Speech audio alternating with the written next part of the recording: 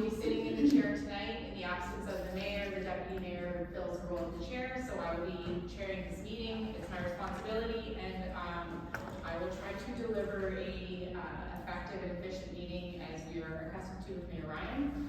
I'm going to turn it over to Karen.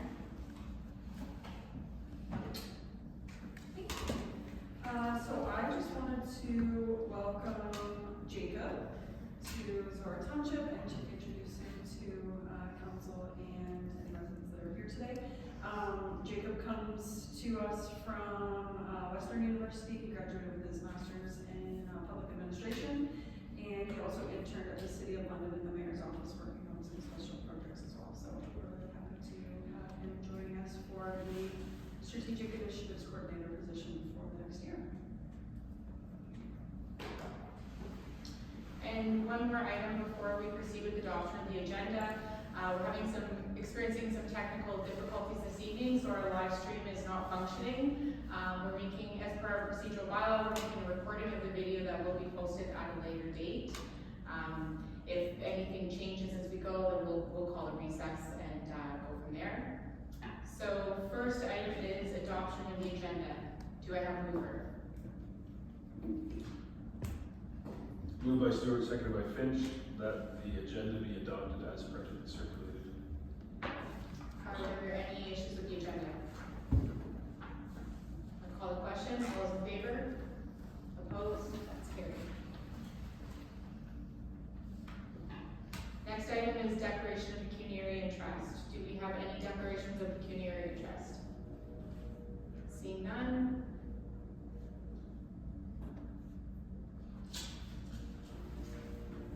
Next item is minutes and business arising out of the minutes. Do I have a mover? Moved by Stewart, seconded by Finch, that the minutes from the December 4th, 2024 council meeting be adopted as printed and circulated. Are there any issues with the minutes? Okay, we'll call a question. All those in favor? Opposed? That's carried.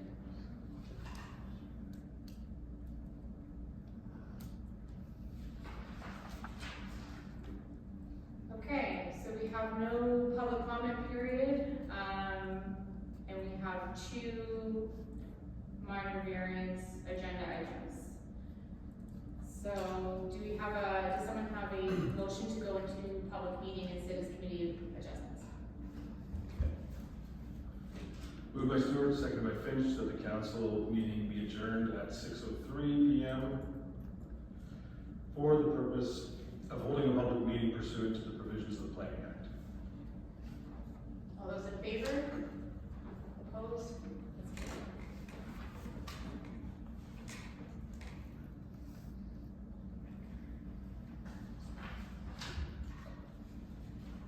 Okay, so the first item is, does he take this on? No. Then I will tell it.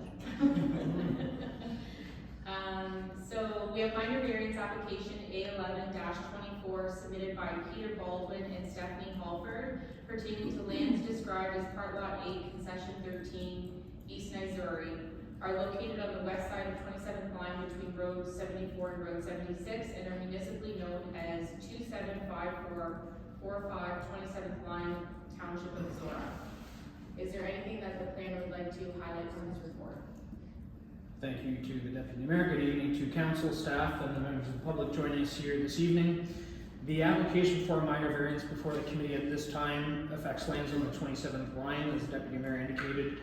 The application reads a little bit differently, as many of the applications for ARUs, detached ARUs, that this committee will have seen. I just want to highlight the reason why these applications are coming forward. So, minor variances for detached ARUs are required on agricultural lots within the township. So where they're permitted, as we call as of right, that's where full services are available. So if you're in Embro or Tempsford and you meet all the requirements, they are permitted as of right.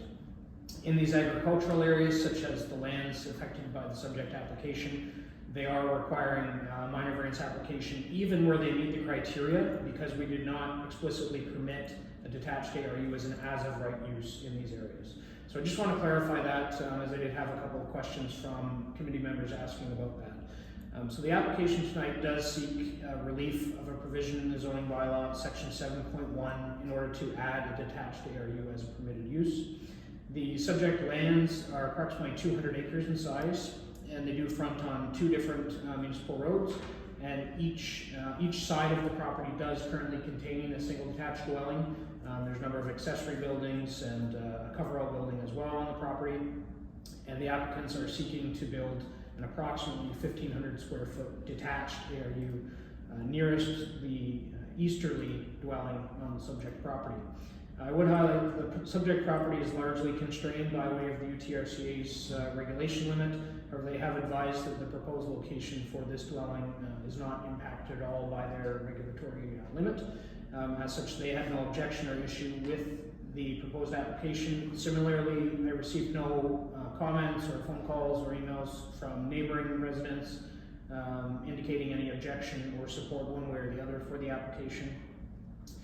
Staff have assessed the application, and the only thing I would really highlight is just the size of the existing dwellings on this lot are substantial. They're both over 3,000 square feet in size, and as such, the size limit for this one will be capped at 50% of the GFA rather than at 1506, but it works out. The applicants have indicated that they would build up to 1,500 square feet, so that's reflected in the application here tonight. Happy to answer any questions, and I would highlight that the applicants are also in the room tonight. Thank you. Do any committee members have any questions for the planner? Seeing none, is the applicant here in person, and would they like to speak to their application? And if so, could you come up to the delegation table, state your name and use the microphone? You don't have to, just if there's anything you'd like to add.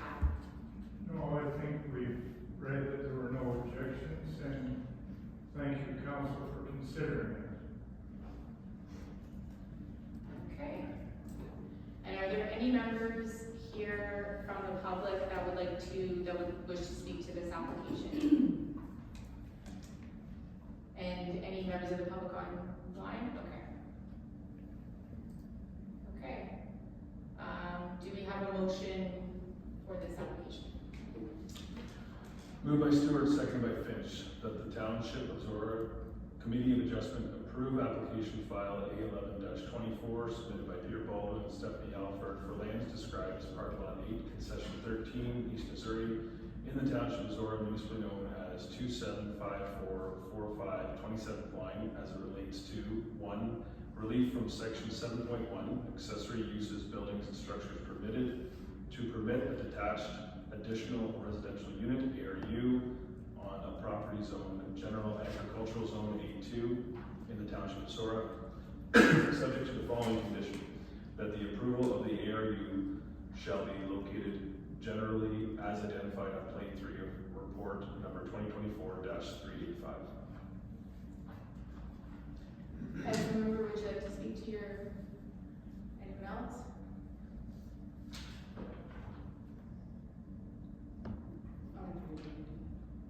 Okay. All those in favor? Opposed? That's carried.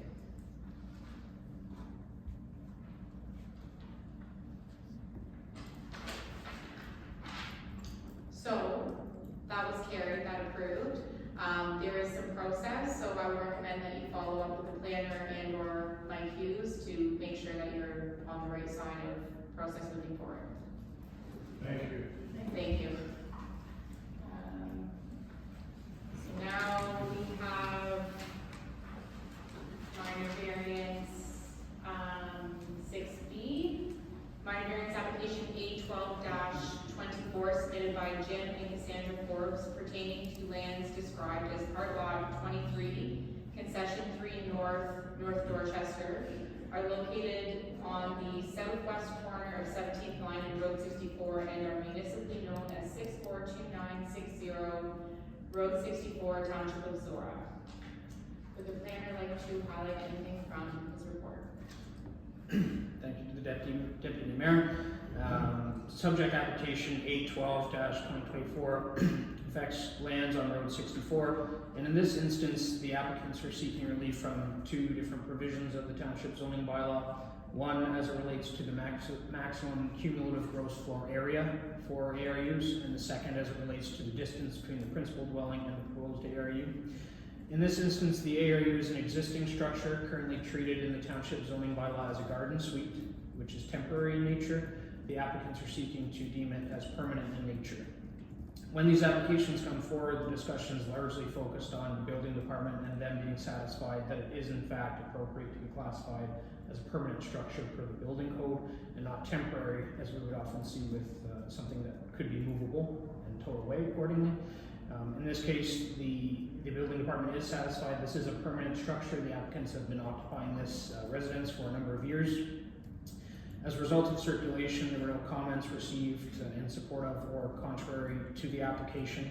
Staff are supportive of the application here today, and we do just feel that it's an opportunity where an appropriate residential use can be recognized as permanent ARU rather than as a temporary garden suite.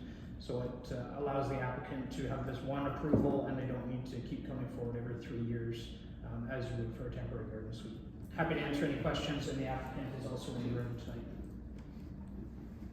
Any questions from committee members for the planner? Would the applicant like to speak to their application? I've got nothing to say. Do we have any members of the public here in person or online who would like to speak to this application? Seeing none, do we have a motion?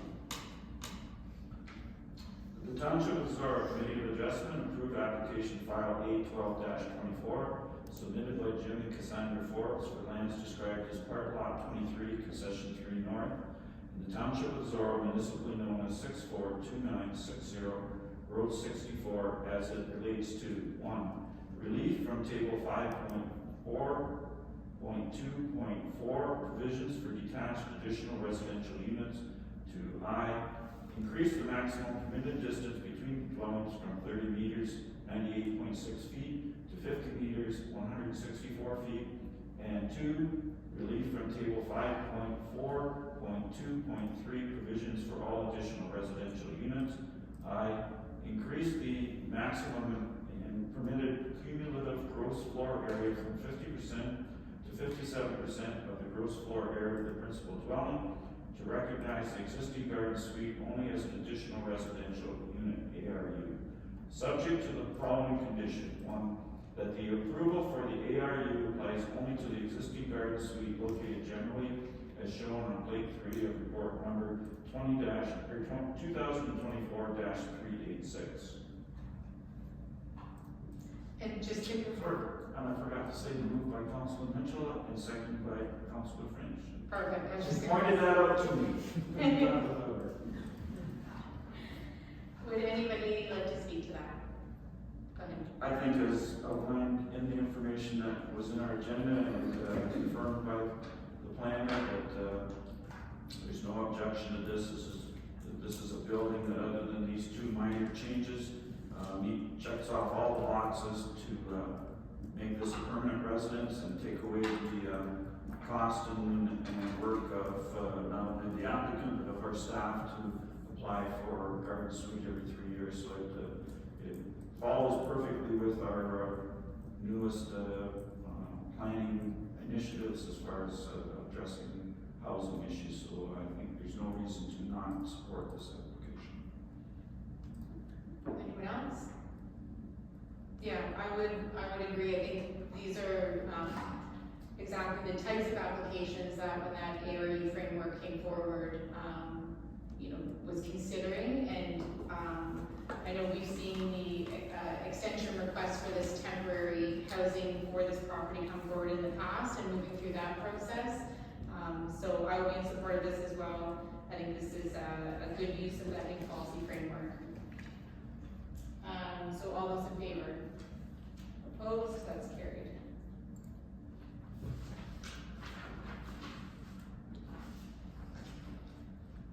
So that was carried.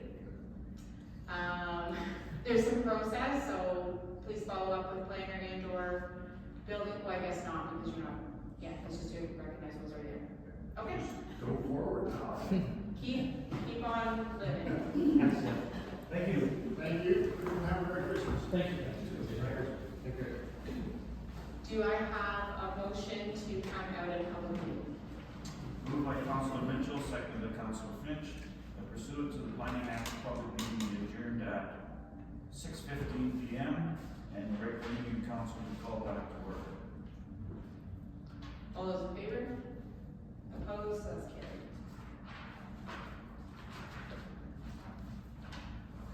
Okay, so we have no delegations tonight. And then for staff reports, our first report is 9.3, financial services, report 2024-159 from the deputy treasurer regarding 2025 budget. Is there anything you'd like to highlight from your report for council? Not so much to highlight, but I'd just like to share that since the writing of this report, the 2025 assessment rule has been delivered by MPAC, and our growth has been confirmed at the 1.33% that we had anticipated. Happy to answer any questions you might have. Any questions for staff from council? Do we have a motion? Moved by Councilor Mitchell, seconded by Councilor Finch, that report 2024-159 from the deputy treasurer be received for information purposes only. All those in favor? Opposed? That's carried.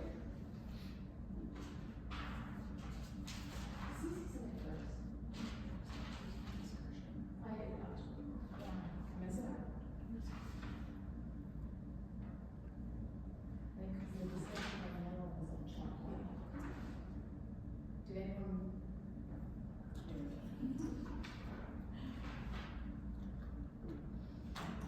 Alright, see if we can get that process for this one.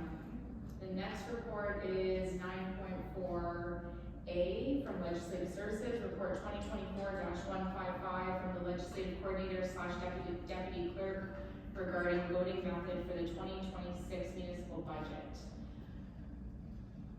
Is there anything that you would like to highlight from that report? No, there isn't. Thank you. Do we have any questions from council?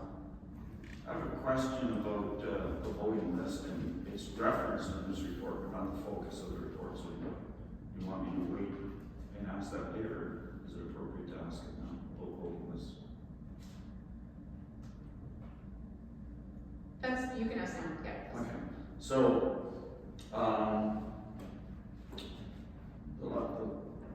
the two elections I've been involved in, I found that the voting lists were incredibly inaccurate. My estimation, 30 or 40% inaccurate. So I just wondered, have there been changes to how the voting list will be compiled to make the list more accurate than in previous elections? Yes, so Elections Ontario has taken over the voters list from MPAC. So township staff have been working for about a year now with Elections Ontario already, developing some procedures and details behind the scenes for hopefully what we hope is a better list. I do feel confident that we'll be able to provide something better than in the past. Any other questions in relation to the report?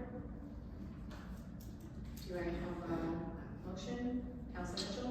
Moved by Councilor Mitchell, seconded by Councilor Finch, that report 2024-155 from the Legislative Coordinator / Deputy Clerk be received and filed, and the council endorse the use of internet and telephone voting for the 2026 municipal election, and the staff be directed to develop the 2026 election work plan based on this voting method.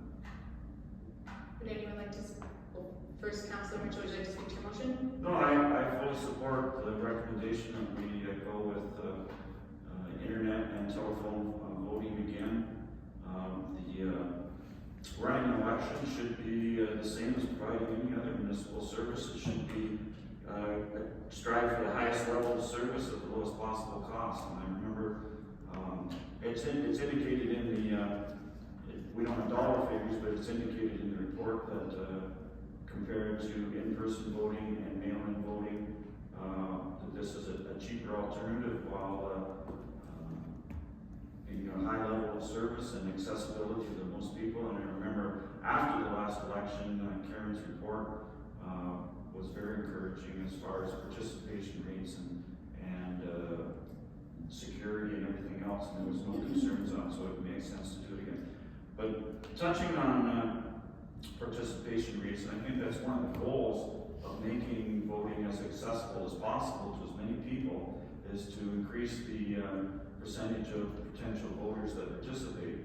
I think by having more accurate voters lists, we're going to have more accurate voting participation or percentage-wise, because it's our municipal election. I think we were like 30%, 40% is really good, but when you take out all the people on the list that don't vote, there's actually probably 40 or 50% of people that voted. So it's, I think people, especially people in Zorra, are more invested in the whole process than maybe that percentages look. But it's hard to compare different methods as far as participation rates, because there's so many other factors. And some I just thought of was, is there a mayor's race?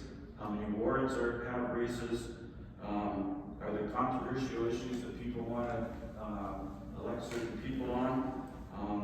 And what type of campaigns do the candidates run? Is there candidates out there knocking on every door? Are they using social media? Are there lots of candidates meetings with people attending? Are there signs all over the place? They all have impact how involved people get in the election process. And I think we don't have control over that. We do have control about this part of it, and I think this is the way we should go. So that's why I'm moving and supporting the motion. Would anyone else like to speak to this? I'll call this to question. All those in favor? Opposed? That's carried.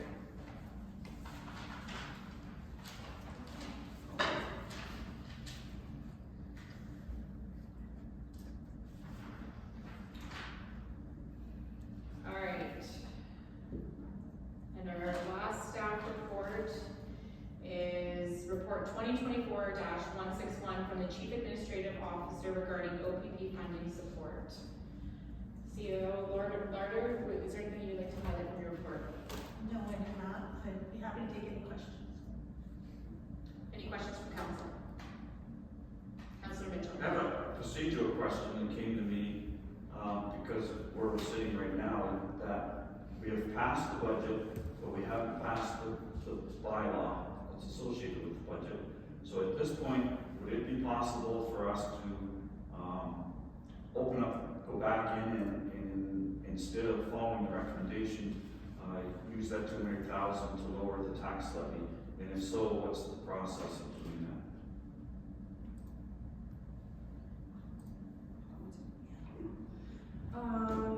Yeah, so it would be possible. Council could, with the majority vote, do a reconsideration of the resolution that was passed at the November council meeting that approved the budget. You would put that resolution back on the floor, and you could amend that resolution as you see fit. And then if that were to be approved, that would be a new decision regarding the budget.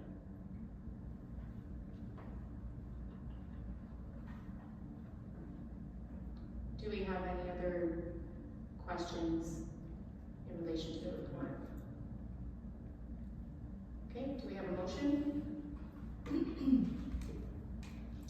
Moved by Finch, seconded by Stewart, that council approve any financial support received by transfer to reserves to cover future costs due to adjustments to the annual OPP billing reconciliation process.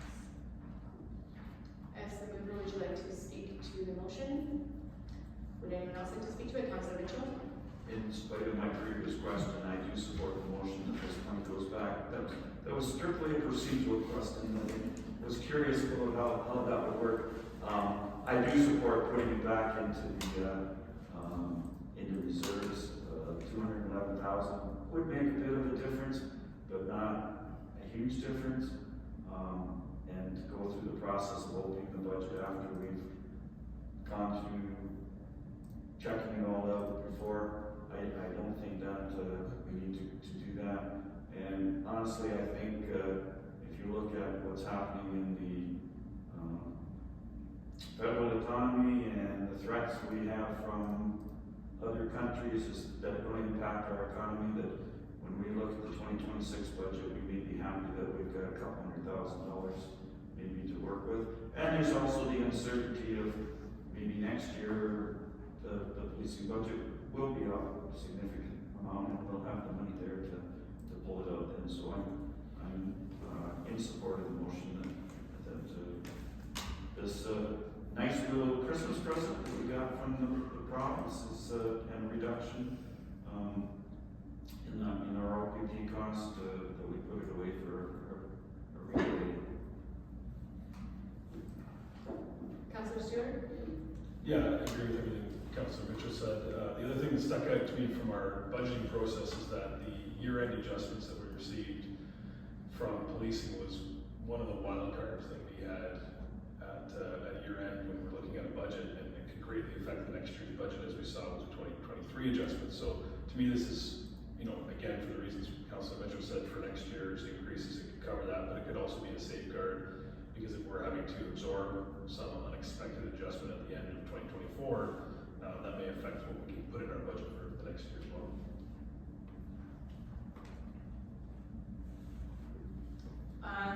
Yeah, I completely agree with this. I think, budget was worked on by staff starting in the summer, so the budget that was presented to us was including a cost increase that we did not realize could have some potential funding. There was a lot of pushback across the province in relation to these OPP increases, so it's great that the province has provided this funding to soften that adjustment, but I really feel like what's happened in Zorra is staff had already made those adjustments to accommodate that. So I think this is a responsible thing for us, so that we do have the time and staff have the time to recommend to us the best ways to invest this money, and putting it in the reserve keeps it there. We talked a little bit about this. Do you want me to, maybe I'll read it again before I call the question. Moved by Councilor Finch, seconded by, is this you? Councilor Stewart, I should know that by now. That council approve any financial support received being transferred to reserves to cover future costs due to adjustments to the annual OPP billing reconciliation process. All those in favor? Opposed? That's carried.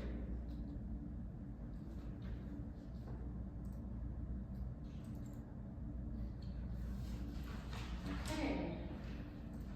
No correspondence, no boards and committees, no information items, no unfinished business or notice of motions. So the next we have is bylaws. Do I have a motion for bylaws? Councilor Finch? Moved by Finch, seconded by Stewart, that bylaws 6524, 6624, and 6724 be taken and read a first, second, and third time and finally passed. And further, that the mayor and clerk are hereby authorized to sign the same and affix the corporate seal thereto. Councilor Mitchell? I know it's unusual to comment on bylaws, but I have a quick comment on the bylaw B 66-24. And I got thinking when I looked at this, that, over the course of the year, our staff prepares literally thousands of pages of agenda. And then we as a council read and analyze all that material. And then we get together once or twice a month and we talk about it, hash it out, and based, almost all the decisions we made are based on the material that's in those thousands of pages. And I think it's appropriate that the last thing we pass in this calendar year is my favorite page, which is this one that shows, it takes 83 pages of budget and wraps it up in one page, and anybody can look at that and know exactly where the money goes and where exactly it comes from. And I just think it's important that all of us remember, council and staff, that the total levy of $12.2 million comes directly out of people's pockets.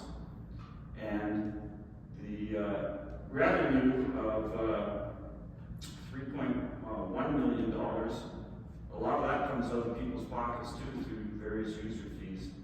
And I think we all take seriously how we spend that money. I think we certainly do a better job than other levels of government do. And as I kind of referenced a few minutes ago, I think based on what other levels of government are doing, the next few years are going to be even tougher to come up with this final page at the end of the year. So I know when we passed the budget, we congratulated all our staff, in particular our finance staff, for the work well done. But thank you for this page. This is, when I get questions about where's the money going, this is the easy answer that we can pass on. So that's my last speech for the year. The meeting's not over. No promises. I'm gonna take a page from your book and also comment on a bylaw. Bylaw C, so this will come into effect as of January 1st, but the bylaw to appoint Kim Grogan as treasurer, I think is worth, sectioning out here. We've had some interesting transitions from our director of finance into CAO, our CAO's departure and retirement, and the transition from tax collector to deputy treasurer to treasurer. And I think I commented at the last council meeting, it's incredible that, sitting in the chairs that we sit in, you would have no idea all the change that happened on the back end, because the budget process it's only been better every year that I've sat here, and I think it's a testament to the quality of staff that we have, and I'm so excited as we move into January and we're officially appointed in that role, and the future budgets we'll get to work on together. So, unless anyone else has anything to add, I think we can probably call this into question. All those in favor? Opposed? That's carried.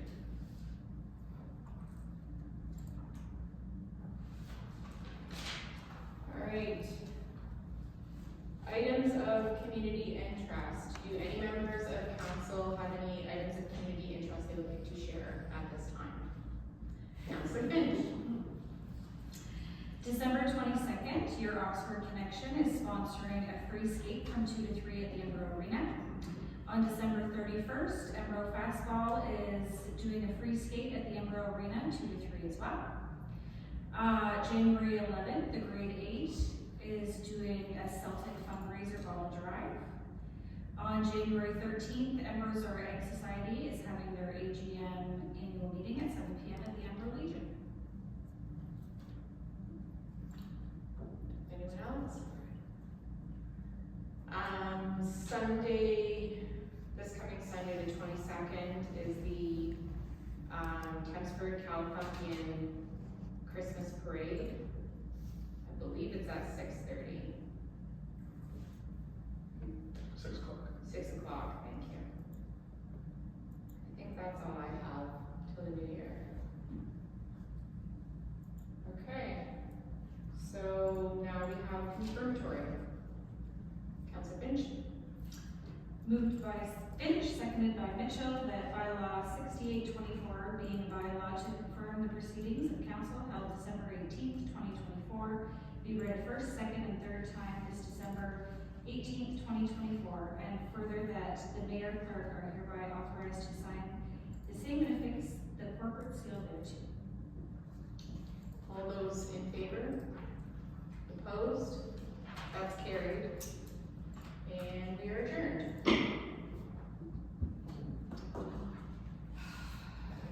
4 minutes. One more. I'm sorry. Should we finish our church? What did I take? Oh, shoot. Almost made it. I can just do, Councilor Finch? Sorry. Moved by Finch, seconded by Mitchell, that this session of council be now adjourned and herewith closed at 6:35 p.m. and that the next meeting of council be called January 15th at 9:30 a.m. in the council chambers at the Zorra Municipal Center. Would anyone like to speak to that motion? All those in favor?